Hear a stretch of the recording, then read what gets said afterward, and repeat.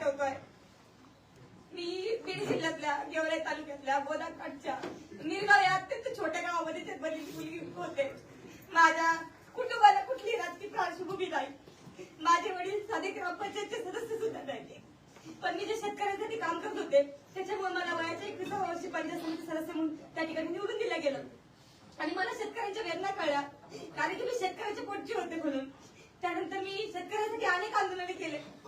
माझ्या वयामधल्या सगळ्याच मुली असतील ज्या वयामध्ये नटत फुटत असतात, त्या वयामध्ये मी सगळं बाजूला ठेवलं. सकाळी एकदा आयुष्यामध्ये आरसात पाहिलं की दुसऱ्या दिवशीपर्यंत मी आरसात सुद्धा पाहिजे नाही. पण शेतकऱ्यांसाठी मी माझं आयुष्य झोकून दिलं.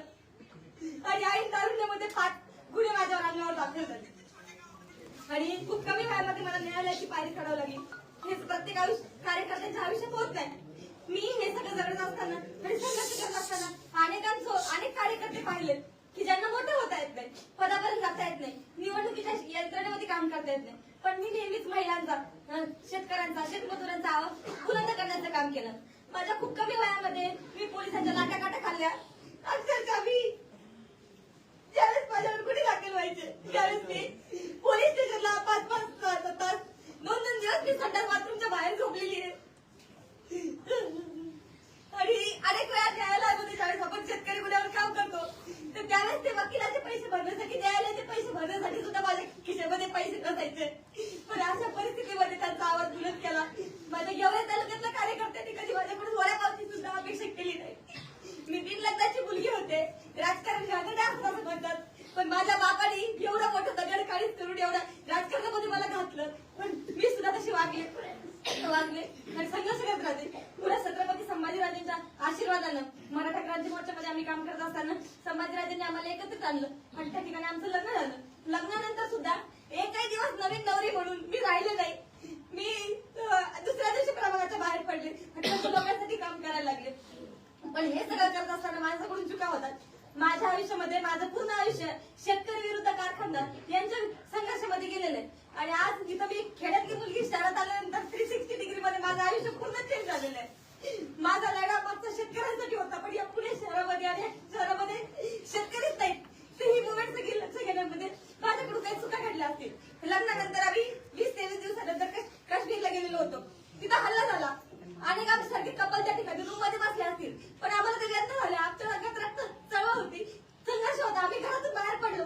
महाराष्ट्रातल्या लोकांना प्रयत्न केले, त्यांना बाहेर काढलं, अनेकांना धीर दिला. आम्ही लाल चौकनी मला सांगितलं त्यावेळेस देशभरामध्ये काहीच वातावरण नव्हतं या विषयाच्या संदर्भामध्ये. त्यावेळेस मी ती क्लिप दिलेली होती, कारण की मला असं म्हणायचं होतं की दहशतवाद्यांना आपल्या देशामध्ये कुठेतरी हिंदू मुस्लिम करायचंय आणि आपल्या देशाची अखंडता ही मोडून काढायची आहे. आणि म्हणून मी त्या ठिकाणी तसं म्हटले. परंतु नंतर 3 तासानंतर वातावरण बदललं, प्रतिक्रिया यायला लागल्या जखमींच्या. आणि त्यावेळेस कळालं की खरंच त्यांना धर्म विचारून आलेलं होतं. परंतु वरच्या लेवलला पक्षाच्या मोठ्या मोठ्या घडामोडी घडत असतात, त्याचा विक्टिम मी झाले. आणि त्यानंतर तो व्हिडिओ एवढा पसरला की नंतर मी भूमिका सांगितली माझी की हो, पहलगामचा आणि काश्मीरचा हल्ला हा फक्त धर्म विचारूनच झालेला आहे. परंतु मी ज्या पॉवरफुली ती भूमिका मांडली ती पॉवरफुली नंतर खाली जाऊ शकली नाही. कारण की मीडियाच्या माध्यमातून निगेटिव्ह गोष्टीला जेवढं पसरलं जातं तेवढं पॉझिटिव्ह गोष्टीला बढावा दिला जात नाही. आणि त्याचा विक्टिम मी झाले. आणि सोशल मीडियाच्या माध्यमातून त्याचा विक्टिम मी झाले. आणि त्याच्यामुळे ही सगळी घटना घडली. माझी भूमिका तिथपर्यंत पोहोचू शकली नाही. अनेकांना गैरसमज निर्माण झाले. आज पुन्हा मी प्रभाग क्रमांक 1 आणि 2 ची तयारी करत असताना सहन होत नाही की सामान्य घरचे मुलं की हे इथपर्यंत जातात, लढतायत, उमेदवारी आणतात, हे अनेकांना सहन होत नाही. आणि त्याच्यामुळे प्रभाग क्रमांक 2 मधले जे काही पूर्वीचे उमेदवार असतील, आमचे विरोधक असतील, ज्यांना पिढ्यानं पिढ्या राजकारण करायचंय, त्यांना हे सहन होत नाही की 8 महिन्यामधून आलेली मुलगी या 8 महिन्यामध्ये एखादी मुलगी येते. भारतीय जनता पार्टीची उमेदवारी मी होते. त्यांनी पूर्ण प्रकारे प्रभाग क्रमांक 2 मधून निगेटिव्ह व्हिडिओ बनवले. त्याचबरोबर मी मराठा आरक्षण चळवळीमध्ये काम करत असताना त्यावेळेस आम्हाला राज्याचे मुख्यमंत्री आदरणीय देवेंद्र फडणवीस यांना मराठा समाजाच्या भावना व्यक्त करण्याची संधी भेटत होती. मुंबईमध्ये पहिल्यांदा मराठा क्रांती मोर्चा झाला. त्यावेळेस मी वयाचे 20व्या वर्षी असेल, त्या समाजाच्या भावना मी मुंबईच्या त्या स्टेजवर मांडल्या. त्यावेळेस माझ्याकडून समाजाच्या भावनेच्या व्यतिरिक्त आदरणीय देवेंद्रजी फडणवीस यांच्याबद्दल खालच्या भाषेमध्ये एकही शब्द बोलला गेला नव्हता. पण कुणीतरी एक मुलगी होती क्रांती मोर्चातली, तिच्या तोंडातून असं वाक्य गेलेलं आहे की देवेंद्र फडणवीस साहेब, मी मराठा आरक्षण मागते, तुमची बायको मागत नाही. तर हे वाक्य माझ्या तोंडातील नाही, हे वाक्य कोणतरी इतर मुलीने बोललेलं आहे. परंतु आज ते माझ्या तोंड घशी पाडलेलं आहे आणि हे मीच बोलण्यास सांगते. मी वारंवार सांगते की हे वाक्य माझं नाही, मी व्हिडिओ रिलीज करते.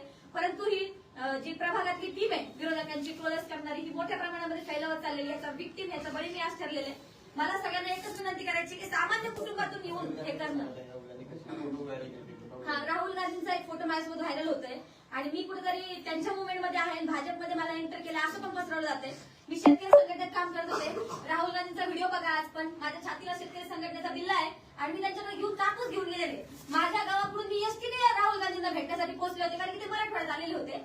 एसटीने पोहोचून सकाळी 5:30 वाजता मी त्यांना गाठलं होतं आणि त्यांना सांगितलं होतं की आयात निर्यात धोरण हे कापसाचं बदललं पाहिजे, त्याच्यावर काम झालं पाहिजे, तर शेतकऱ्यांना कापसाला न्याय भेटेल, शेतकऱ्यांना भाव भेटेल. परंतु आज ते कापूस वगैरे सगळं सोडून दिले त्यांनी. फक्त त्यांनी काहीतरी व्हिडिओ व्हायरल करायचा, एखादं कुणाला तरी भेटतं, अशी खूप मोठी गँग मला वाटतं देशभरामध्ये झाली. याचं व्हिक्टीम सामान्य घरचे मुलं होतात. एक तर कार्यकर्ता कुणी आपल्या सामान्य घरात लढणार तिथपर्यंत पोहोचत नाही, तिथपर्यंत पोहोचून धनाभाऊंचं लग्न झालं आणि त्याच्यानंतर मी तिथपर्यंत पोहोचू शकले. त्यांच्या आशीर्वादाने आणि त्यांच्या सगळ्या आजपर्यंतच्या केलेल्या कामामुळे मी तिथपर्यंत पोहोचू शकले. परंतु आणि सगळ्या सहकार्यांमुळे धनाभाऊंना ज्यांनी आजपर्यंत सहकार्य केलं त्यांच्यापर्यंत मी आज पोहोचू शकले. परंतु हे सगळं मोडीत काढण्यासाठी त्यांनी हे षडयंत्र केलेलं आहे. मला माहिती आहे की भारतीय जनता पार्टीने मोठ्या मनाने मला या प्रक्रियेमध्ये स्वीकारलं होतं आणि ज्यावेळेस आपलं लग्न होतं त्यावेळेस हिंदू धर्म संस्कृतीमध्ये आपण पतीला देव मानतो, त्या ठिकाणी मी माझं त्यांना देव मानून त्यांनी घेतलेला निर्णय त्या दोघांनी एकत्रितपणे विचार करून आम्ही भारतीय जनता पार्टीची पूर्ण आचारसंहिता असेल, त्यांचे नियम कानून असतील किंवा त्यांची एक ठेवण असेल, ती सगळी समजून घेऊनच मी भारतीय जनता पार्टीमध्ये प्रवेश केला होता. नेत्यांनी सुद्धा माझ्यावर विश्वास ठेवला आणि त्यांनी अनेक पक्ष देत नसतील उमेदवाऱ्या, परंतु भारतीय जनता पार्टीने ठिकाणी उमेदवारी दिली होती, असं इतर पक्षामध्ये होताना दिसत नाही. मी त्यांचे खूप खूप आभार मानते. परंतु कुठल्याही सामान्य कार्यकर्त्याचा जो 8x10च्या खोलीमधून येतो, धनाभाऊंचा 2017च्या पूर्वीचं आयुष्य बघा तुम्ही, 8x10च्या खोलीमध्ये धनाभाऊ मोठे झालेले आहेत. अक्षरशः त्या रूमला संडास बाथरूम सुद्धा नव्हतं, अशा परिस्थितीमध्ये धनाभाऊ मोठे झालेले. तिथंच बेडरूम, तिथंच किचन, वरती टावलारू पडू नये म्हणून त्याला मध्येच खांब लावलेला, अशा परिस्थितीमध्ये हा कार्यकर्ता मोठा झालेला आहे. मग ह्या ट्रोलर्सला सगळ्यांना तुम्ही सहन करतात. मोठे मोठे लोक चुकतात, मी म्हणत नाही की मी चुकले नाही. पहलगामच्या प्रकरणामध्ये मी चुकले असेल, माफी पण मागितली, मी दिलगिरी व्यक्त केलेली आहे. अनेक मोठे मोठे लोक चुकतात, पण त्यांना तुम्ही ट्रोल करत नाही. तुमची शिकते तिथपर्यंत सामान्य माणसाचा बळी घेताना तुम्हाला एक पोस्ट टाकणं, संघर्ष करणं, गुन्हे दाखल करून घेणं याच्यापेक्षा खूप पलीकडचं असतं हे. सहज जस्ट मोबाईल हातामध्ये घेऊन पोस्ट टाकणं की व्हायरल करणं एवढं सोपं हे आयुष्य नसतं. मुलीचं तरी काय नसतं. आणि मला असं वाटतं की ते तुम्ही सगळेजण केलं तर तुम्ही यशस्वी झाला. माझ्याशिवाय दुसऱ्या कार्यकर्त्याचं तुम्ही बळी घेऊ नये. पण जसा माझा बळी गेलाय, मला जाणीव आहे की प्रभाग क्रमांक 1 मध्ये मी तयारी करत होते, पण प्रभाग क्रमांक 2 मध्ये ज्यावेळेस मला उमेदवारी भेटली त्यावेळेस सुभाष भाऊ चव्हाण असतील, माझी छोटी बहीण म्हणेल मी तिला, ती पण मी जशी बिना लग्नाची असताना राजकारण करत होते, बिना लग्नाची बापाच्या आधाराने राजकारण करणारी आदिती बाबर, तिला ही उमेदवारी भेटणार होती, पण ती मला भेटली. ती माझी बहिणीसारखी आहे, मी तिच्या वेदना कळू शकते. ती सुद्धा एका लढणाऱ्या बापाची मुलगी आहे. तिच्यावर माझ्याकडून अन्याय झाला, तिचे मी खूप खूप मागे मारते. पण भविष्य काळामध्ये जिथं कुठं मला यांना संधी देण्याचा प्रयत्न होईल त्यावेळेस मी सक्षमपणे माझा सगळा त्याग करून त्यांच्या पाठीशी उभा राहील. आज असं म्हणलं जाते की प्रभाग क्रमांक 2 मध्ये ह्यांना पॅनल कम्पोज करायचा होता म्हणून त्या ठिकाणी केलं.